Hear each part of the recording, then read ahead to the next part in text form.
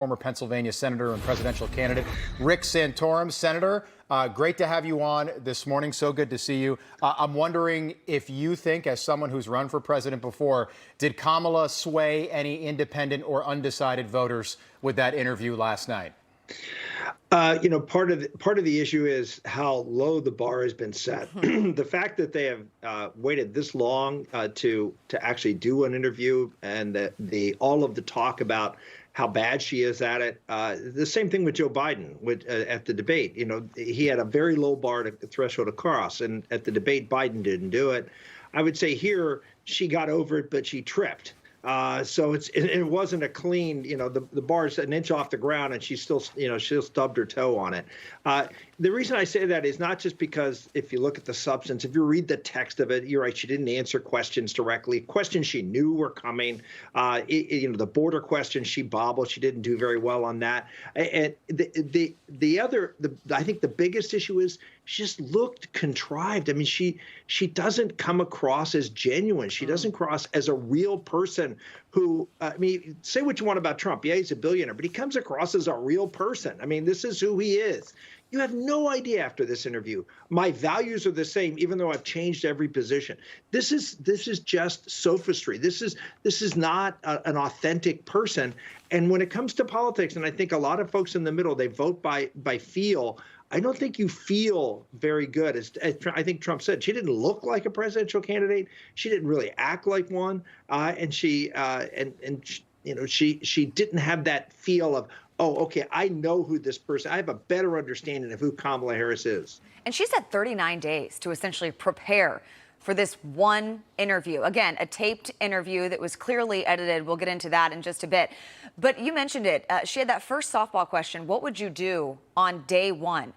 You don't think in her preparation for the debate that's coming up for this interview that maybe that would be one of the questions they're probably going to ask? You should have that answer ready to go. She couldn't answer it. She couldn't answer that or anything about the economy, about any policy she was specifically asked. Rick, she didn't give an answer. Well, I think that's a problem. I'll just add to that, Senator. She finally landed on this child tax credit.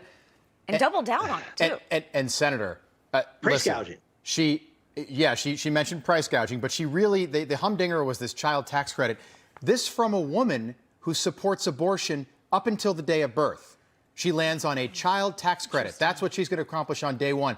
When I sat there, I was like, the answer is so simple. Talk about an executive action you're going to take. If you asked Donald Trump that question, all right, and I don't want to put words into the former president's mouth, but if I said, Mr. President, first day in office, what do you do? He will say, close the border.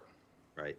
No, he'll have a list of things. He would say close the border, but he would have a laundry list of specific things because he actually knows the job and is prepared for the job and has done the job and has done the job well. It's pretty clear Kamala either has no idea what she really wants to do, or I think more likely, she doesn't want to share what she wants to do with the American public because it's going to be deeply unpopular.